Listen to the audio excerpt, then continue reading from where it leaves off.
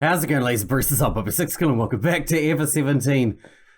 We have tried to investigate Yu's father's disappearance. Now that we kind of cracked the password. We didn't, but we got the hint of the password cracked, at least. But to no avail. And now we're going to go have food, I guess. We decided to meet at 8 PM for dinner. Everyone was left to wander around freely until then. I decided to help Yu try to repair the infirmary scanning machine. Of course, it was kind of an indirect thank you to her for looking after me when I was feeling down 2 days before. Alright then, should we get started? You popped down on the floor with the tools and parts spreading out the repair manual. Of course, the repairs were Yu's job. I was there just to help. I was getting used to handing her tools and was getting better at predicting which tool she would use next. I thought that if there were an exam for expertise in handing pliers or screws, I would pass with flying colours. But the repairs were tougher than I imagined. You grunted as she stared at the diagram. You still haven't figured it out? Maybe if you'd be quiet, I might. It's not here. She searched all over but couldn't find the cause of the problem. You said everything looked normal. In other words, there was no sign of anything broken. Jeez, this good-for-nothing, stupid, idiotic...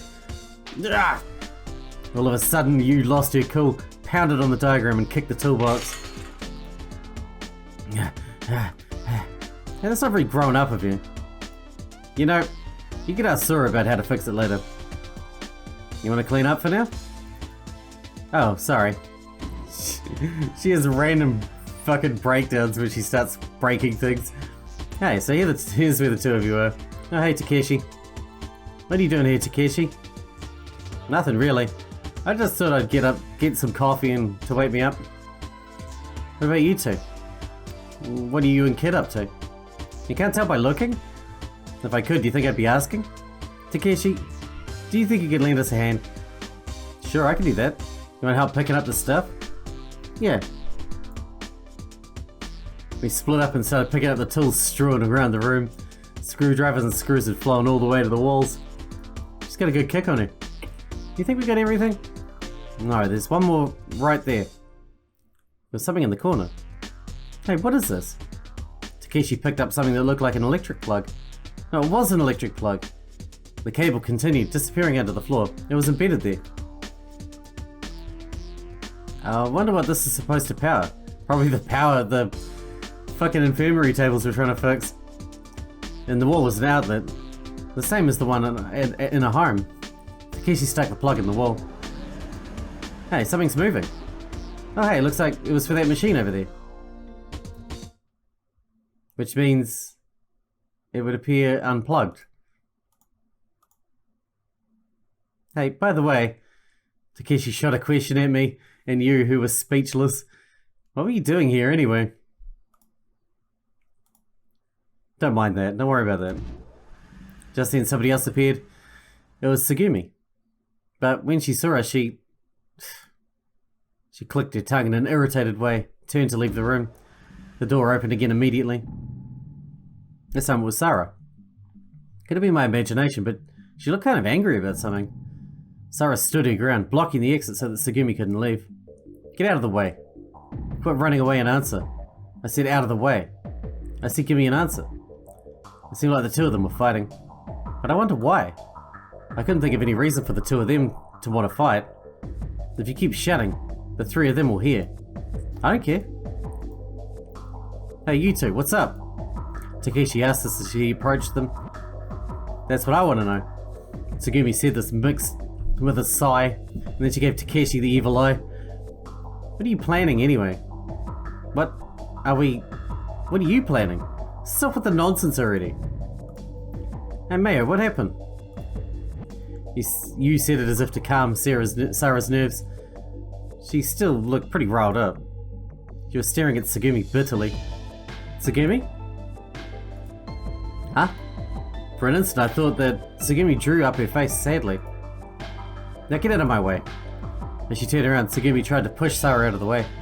Sarah resisted. So what? You want to run away from him the same as you're trying to run away from me now? Sarah said this as the two of them wrestled. Tsugumi stopped moving. So you did? Sarah crossed her arms tightly. You suck. You're inhuman. Tsugumi lifted up her right hand as if to hit Sarah, but Takeshi grabbed her hand. Hey, calm down. Sarah didn't miss her chance. Sarah open palm echoed on Tsugumi's cheek. You little... The raging Tsugumi threw off Takeshi and stole from Sarah what it was she was holding. She went to throw whatever it was she had against the wall. But she stopped an instant before. Stop! Takeshi went to grab her arm. Tsugumi's arm went slack and something slipped to the floor. It clattered loudly. Something glittered as it bounced. It looked like a pendant. Sarah scooped up the pendant as if she were picking up a fragile piece of ice. Sarah's back quivered tensely. Sarah looked down, dropping her head. Then she squeezed her fist around the pendant. May I? You said it softly, but Sarah didn't appear to hear. Sarah lifted her face. Biting her lip, she glared at Tsugumi. Both of her eyes were welling up with tears. Tsugumi stared coldly at Sarah, as if looking down at her from far above. Sarah withstood the glare, and stared back at Tsugumi, enraged. She continued to resist silently, trying not to shed tears, not to sob. The scene was just like...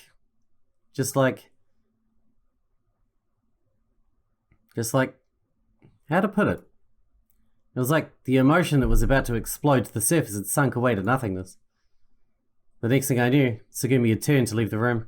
Sarah still focused her glare on Tsugumi. I looked back and forth between the two of them. Finally, I let my eyes trail off after Tsugumi.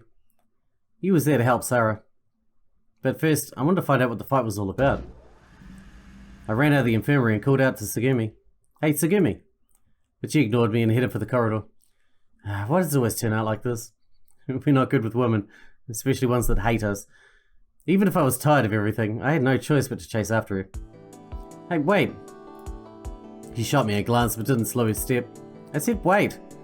I caught up to her and grabbed her arm trying to stop her, but she shook off my hand. I told you never to touch me. Sorry. Then Tsugumi started walking again as if nothing had happened. Still, I continued after her without giving up. I started talking to her as I walked next to her, peering at her face. Why are you fighting with Sarah? It's none of your business. Tsugumi answered without looking at me, letting me know that my questions were unwanted. Don't go poking your nose into things that don't concern you. We didn't even have to open our mouth or go near her to know that our questions are unwanted from her. She makes that painfully obvious, just with her look. How can this not concern me? I thought I said enough. It probably doesn't have anything to do with me. I don't have any right to go involving myself in people's private affairs, but still. No, well actually it might have something to do with you. What? Tsugumi strode away. I stood stunned for a moment. I soon pulled myself together and started after her again. No matter how much I called out to her, Tsugumi didn't respond. At last I caught up with her again. We were at the gate for boarding the jellyfish gondola. Finally Tsugumi pulled up there. It didn't look as though she had stopped there with any intent of riding the gondola, but it didn't look like she was going to move elsewhere either, or even sit down for that matter.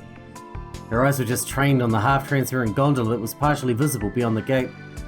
Hey, it looked like she was completely ignoring me. You don't have to respond, just listen to what I'm going to say. I won't ask you to trust us anymore. If that doesn't mean you have to fight with anyone. We're all in the same situation here, we have to help each other. Tsugumi turned and faced me. What an insightful comment. Don't joke around. I'm just telling you exactly how I feel. I figured I should take the fact that she responded to me as a slight change in attitude. I shot her another question. Why do you think we're your enemies? What reason could you possibly have? I've already told you I can't trust you. Why are you all acting suspiciously? I don't know whether you are acting of your own will, but still. I don't get you. What exactly is suspicious? You're trying to do the exact same thing that you did before. The same as what before? If you really have lost your memory, then maybe you don't know. There's got to be something going on behind the scenes with this accident as well. You mean to tell me you've experienced the same thing as this before? Tsugumi stared at me intensely. I took her look as a yes. In that case, I wondered if the same held true for me. So that means you can foresee what's going to happen, right? Huh? I'm right, aren't I? So it's not just me then. But then, How come I can see into the future all of a sudden? See the future? No, the feeling I had was less of seeing it, more like knowing the future or possibly having experienced it before. Did I know it? Had I experienced it? Why? That was... because the same thing was happening again. That's it. You and I must have travelled to the past, Tsugumi. Travelled to the past? Yep. The theory I'd hit upon excited me. I was sure. It almost had to be. I have the same sense. I know the future. Back at the generator room, I knew that the room had built up heat. And take this morning, I had a feeling that there would be trouble in the warehouse. And when I first met Sarah, I felt like I'd experienced something like that before. I think I've probably experienced the same thing in my past. Tsugumi just stared at me.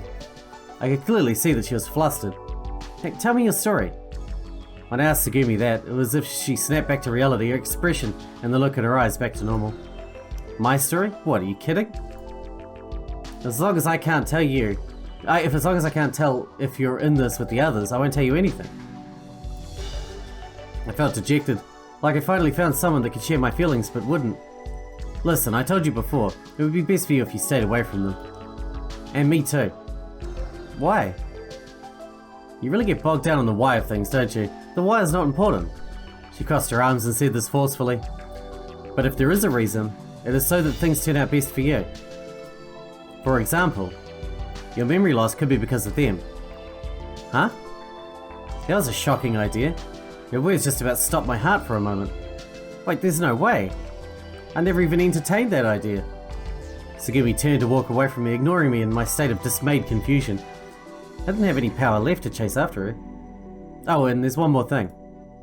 As long as we're shooting the breeze, shall I predict a bit of the future for you? I slowly lifted up my face to look at Tsugumi. She looked serious all of a sudden. Tsugumi predicted that if you continue to let yourself be used by them, on the 7th, you will die.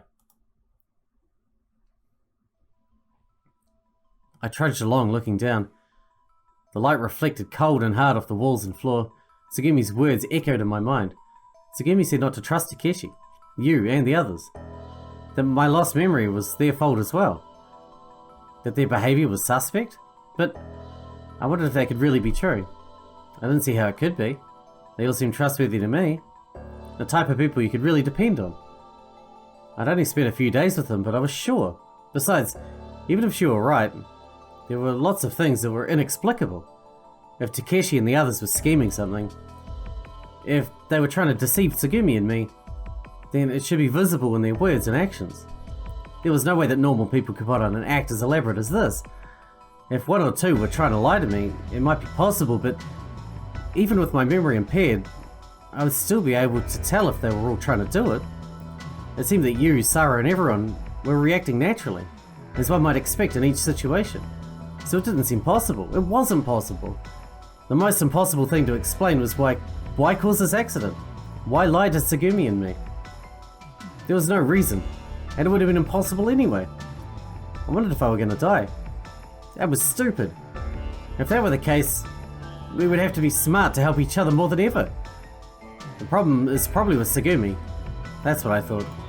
Denial, huh? But you know that... You just said that you know she can see the future because you can too. Which means you can trust what she says, right? To an extent, at least. Maybe she had some grudge against Takeshi and the others from before, or maybe she was imagining everything and just paranoid. Or maybe she was trying to make me paranoid about the others and draw us into conflict. Or something else. No, I had to stop this. It was too crazy. If nothing else, this was all just my imagination working overtime and nothing but paranoia. It had to be that the difficulty of the situation was putting incredible mental strain on everyone. I wanted to trust everyone, and to be trusted. So I would continue to treat everyone as I had up until then. That's what I decided. Rather than worrying about who to trust, we need to worry about how something like this could have happened. Even if we knew the cause, we might be able to figure a way out. I remember that Tsugumi had said something else.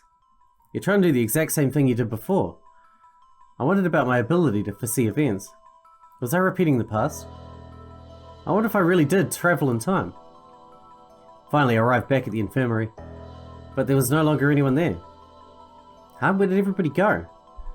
Maybe they're in the conference room. Hey, Sora. I called out to her through the microphones in the room, but there was no reply. Sora had said that the complex sensors were not yet functioning everywhere. I figured I'd just have to go searching myself. I sighed and headed out into the corridor. Oh, that's right. I had an idea. The security office was nearby. I could use the observation monitors there. I might be able to see what's going on, and maybe find out where everyone was. So I made for the security office.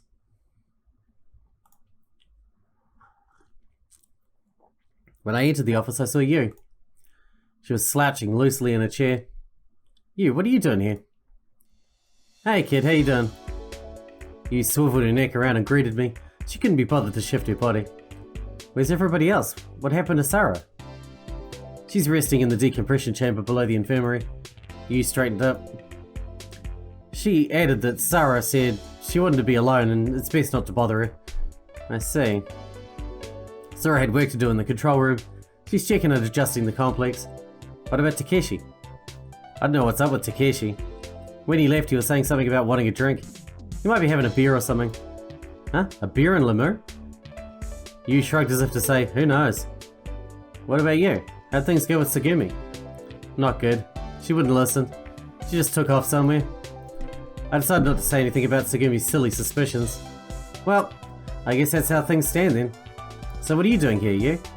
You can't access the database for a while, right? Right, so I'm taking a break. Right now I'm looking at Lamu through the monitors and trying to think of a way to escape. I haven't thought of anything yet. He went back to typing on the keyboard. The images on the monitors changed again and again. Takeshi appeared in one of them. Hey, that's Takeshi. Looks like it. Is that the rest area? Looks like it. I wonder what he's doing. Who knows? Takeshi was sitting on a bench. He had a can of beer in his hand. As you had said, looked like he was having a drink. So there really is beer here. Thinking about it, I realized that Takeshi knew that the kiosk freezes by heart now. Maybe it was something that an employee or someone had sneaked in. What I didn't understand was why there was one more beer. Or should I say that the can was open and sitting next to Takeshi? It'll get flat if he leaves it like that. Of course, there was no one there. Takeshi lifted the can in the direction of the can next to him and muttered something. But we couldn't hear what. I wonder if he's drunk. You look dangerous. Geez, what is that fool up to? You punched some keys and switched to a less unsightly scene. Okay, time to take a break. You jumped out of your chair and headed for the coffee machine. I want one too. Alright. Where's the sugar and milk? What? You take sugar and milk? You're like a kid with a sweet tooth. I can drink however I want, can't I? Sure, whatever. I think they're in that drawer. I took the sugar pot and milk bottle out from the drawer.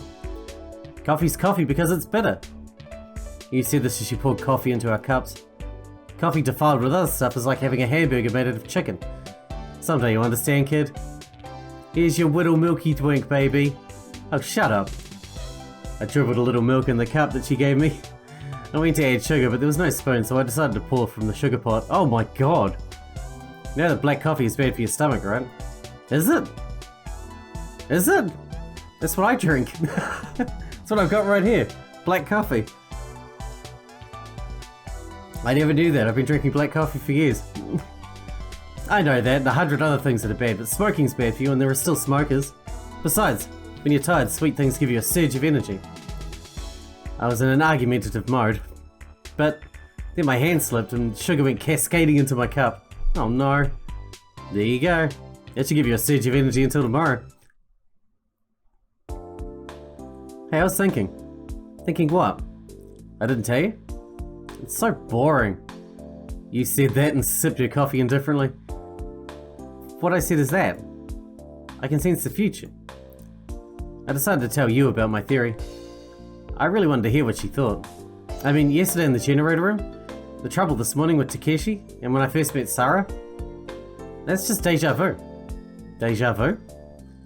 And you've never done something, but you can't shake the feeling that you've seen or done it before. But you know, that's really just when you have some memory deep in your mind that makes something feel familiar. It's just a kind of hallucination. It's not, it wasn't like that. I think I've experienced the same kind of thing in the past. And what's your point? I think that maybe I've traveled through time. And that I came back here to the past from the future. I think it helps to explain my lost memory somehow. And? How does it explain your memory? That's hard to explain, but... What's going on in that head of yours? What got all twisted up in there to make you come through with some crazy idea about travelling through time? Or are you one of those people that believes the sun circles around the earth? But right now this... Okay. You held a palm out at me like a traffic cop. Let's say for argument's sake that you did travel through time. So what? What connection could that possibly have with your missing memory? You make absolutely no sense. Listen, there's no such thing as time travel. Theoretically and scientifically it's impossible. Well, you can kind of travel forward in time, but backwards is impossible, sure. I decided to drink my coffee.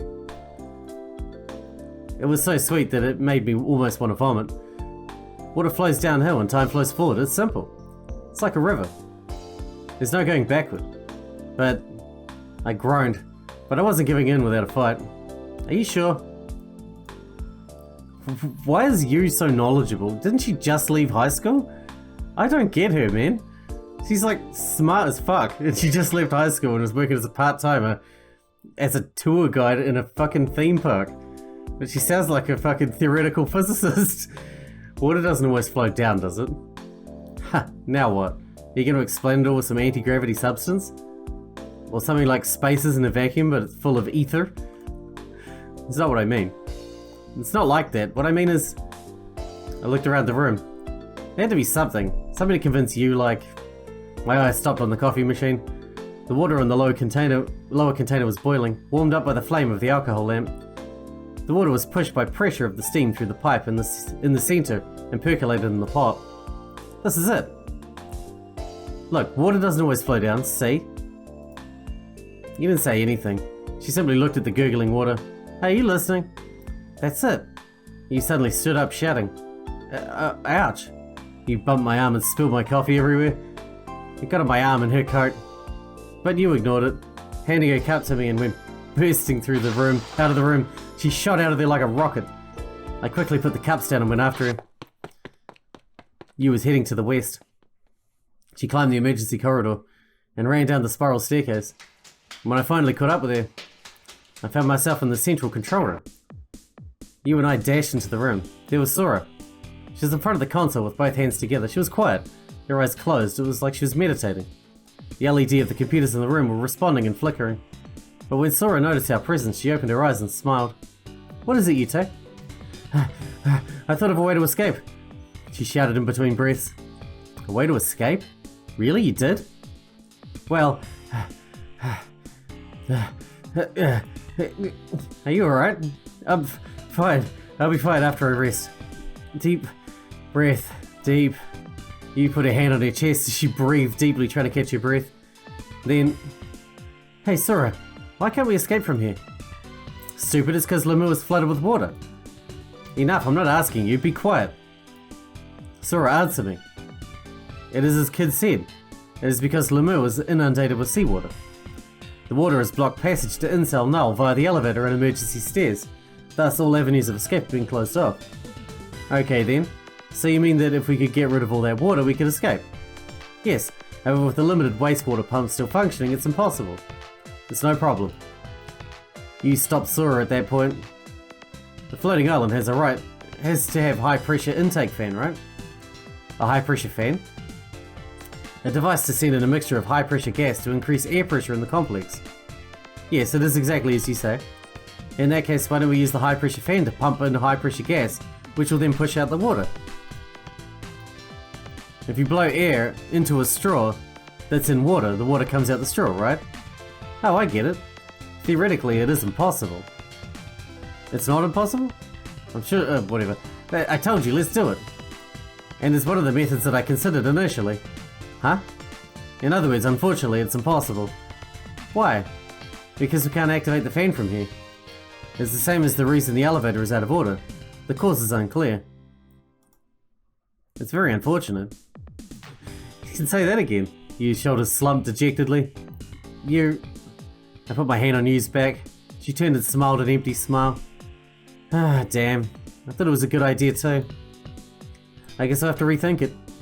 But her words sounded empty of the spark she'd shown earlier. Huh? Only then did you finally notice the coffee stains. Oh, yuck, this is gonna stain for sure. There's a laundry room right next to the changing room. Why don't you wash it there? Fortunately, you have a change of clothes as well. That's true. You took an area of her coat that was stained black and held it to her nose. Yuck, this stinks like sugar. You mean it smells like coffee? That's what I wanted to say, but I just barely held my tongue. It was a new day. You said she was going to change clothes and had gone up to the second floor. Sora went back to work. Sarah, she was probably sleeping in the compression chamber. Takeshi was supposedly filthy drunk in the park rest area. Tsugumi hadn't come back. I had no idea where she'd gone. Me, I was in the conference room. In the middle of the table was a three-dimensional image of Lemur. I was staring at it, trying to come up with escape plans. At that point, I hadn't even hit upon a single one. Any plan would fall apart before I even got to fully develop because of my limited knowledge. But I didn't intend to give up. That's why I needed to talk to someone intelligent. Like you. I thought if I could just find a starting point. I just wanted to get back at you somehow. The door opened and somebody came in. Looking back, I saw that it was you. She changed into her work uniform. Oh, so this is where you are. I was looking for you. The ribbon on her outfit shook rhythmically as she walked toward me. Are your clothes dry? No, the dryer's broken. These clothes will do for a while anyway. What are you doing with that Lemur hologram? Just looking. You aren't trying to think of a way out, are you? Well, I got all this time on my hands. I lied to her. Embarrassed I couldn't tell her the truth. Enough about that. Aren't you gonna sleep? I drink too much coffee, so I can't sleep. Besides, there are lots of things I want to think about. How about that? Same here. What, the coffee or the thinking? Both. Wow, that's weird. You laughed dryly as she said that. Hey, how about keeping me company? Are you going somewhere?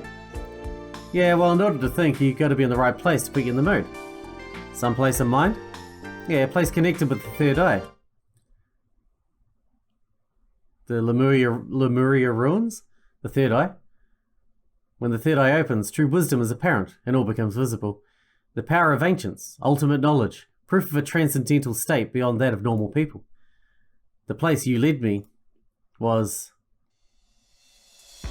Called it. You walked toward a stone gate which rose out of a dimly lit dome. Can I ask you a question before we go in? Huh? Sure. Why do the Lemurian ruins have something to do with the third eye? Oh, that. That? I lied. What? To tell you the truth, they're not related. There's no meaning to that or connection at all. I just thought that if I said that, then you'd come along with me. Thinking about things all by myself really doesn't suit me. I need someone else around. Are you mad? No, not really. I was just thinking that you don't seem the type to be governed by random illogical thoughts. Really? Yeah. But actually, there might be a connection. You turned your gaze to the ruins. I told you about how my mum was doing her own research while pretending to study the Lemurian continent, right? It seemed like she was completely hooked on researching the third eye. Do you know why? Because she was conducting research in the name of Lemuria? Yeah. So my mum wanted to study the third eye, pretended that there was a connection with Lemuria and wrote about it. One theory had it that the people of Lemuria were giant apes that were 12 feet tall. They had walnut-coloured skin. There were no difference between males and females. They laid eggs and communicated via telepathy. Well, that sounds fucking nuts. And they had a third eye on the back of their heads. Telepathy in the third eye. This has something to do with the third perspective. Drawing on the idea that our vertebrate predecessors had three eyes. So the ancients, especially the Lemurians, well, may well have been races that mastered the use of this power. And based on the facts discovered, I conclude that the origin of the third eye is Lemuria. She even wrote trumped up papers on the topic, even though they really are totally unrelated. I wish you'd tell me more about the third eye. Sorry, I'll tell you some other time. I don't really feel like going into it now. You and I crossed through the gate and entered the ruins. I've been excited to come in here. It was darker inside and the pathways were interwoven like a maze. The lighting was surreal, with dim lights in some areas and bluish white lights elsewhere. Occasionally a hologram of some deep water fish would shine into view. The ruins were also slightly flooded with water, which had the effect of making them appear more like ruins at the bottom of the ocean. I wondered how far we'd walked. 5 Finally, we came to an open space, kind of like an auditorium. The room had a high ceiling. There were rock pillars, called obelisks, scattered around the area. A few of them were broken, collapsed or crumbling. Looking closely, I saw that a mock relief was carved into the wall. As I absent-mindedly stared at the wall, you walked over to one of the collapsed obelisks and sat down, hugging your knees. This is a strange place, huh? It's called the Sun Temple. Sun? The disc reminded me that I'd seen an image of a sun disk in the relief on the wall. There are a number of theories about the precise location of the Lemurian continent, but no one really knows where it is. But most people agree that it was located near the belt of tropical rainforest just below the equator.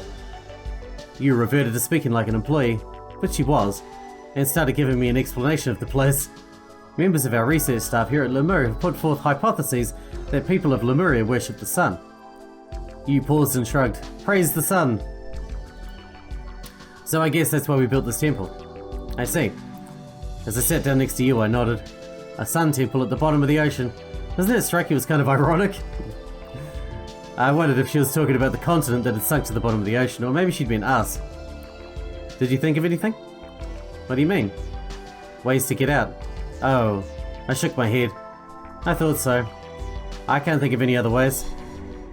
If we could just get that high-pressure inflow machine to work. You know, I've thought this through. I think we're being lied to by someone. Huh? What are you talking about? You are just being used by them. Tsugumi's words flashed through my mind. I mean, I don't think what happened this time was just an accident. You think that somebody trapped us here on purpose? I mean, it's the only thing that makes sense. There's just too much that doesn't add up. Mayo's friends, Takeshi's friends, and my co-workers should all know that we're trapped here, right? So why doesn't anyone come? Even if there was some reason that they can't get inside, divers should at least be knocking on the windows. Besides, we still have power. Only the communication system to the outside is down. We still don't have any idea what caused the alarm before the accident and the blackout. And we don't know why the high pressure input fan's stopped working either. It's almost like everything was set up to trap us here. I didn't know what to say to her. It all made sense to me. Actually, I've been feeling the same thing. The reason that I hadn't been able to, or didn't realize it, was maybe that I didn't want to face up to reality. I sneaked a long look at Yu's face. She clutched her knees and turned her helpless looking gaze to the water's surface. Her lips were a bluish colour and it wasn't all the fault of the light. Yu was always more upbeat than everyone around her. She was a powerful presence for me. But right then, she seemed very small and fragile. No matter how tough she acted, she was still just a girl at heart. It had been a quick 3 days since the accident. It only made sense that she'd be feeling the strain. Swallowed into the deep, dark ocean, we'd lost the warm spring sun. I couldn't let her go on like this. I had to cheer her up somehow. That's how I felt deep in my heart. Friends help each other, right? Kid, you can see the future, right? Tell me how things are going to turn out. I think we'll be saved. Is that a premonition or just an optimistic guess? Of course it's a... I wanted to say premonition, but I couldn't. Saying it was wouldn't work. You could see through a lie. I thought about it. The third perspective. The third eye. True wisdom. Omnipotent all-seeing vision. The power to make light shine once again. I thought that if only I had that. But it didn't exist. It couldn't possibly. It's not a premonition or a guess. At the very least, it's a promise. Promise? Yeah, a promise. At least, I hoped it was. That it was a promise that would materialize. You shouldn't make promises you can't keep. That we'd be able to get you out of there. I held up my hand as if to take an oath. I approached you, but then she spoke. And what if you break it? I won't. I'll see that you're safe. For sure? There's not even a 1% chance you're wrong? There's not even a 0.0000000% possibility. I pointed my finger at my heart and promised you. Talk about promising more than you can deliver. I crossed my heart and hoped to die. Oh well, I suppose I'll have to trust you. And stick a needle in my eye, I won't break my word to you. Alright, we need to wrap this one up because we are super duper out of time, but we're running out of time if we're going to die on the 7th anyway. We've only got a couple of days left. But I guess we'll see what happens. Hope you guys enjoyed it. Thanks for watching. Thanks for hanging out with me, and I'll see you in the next one.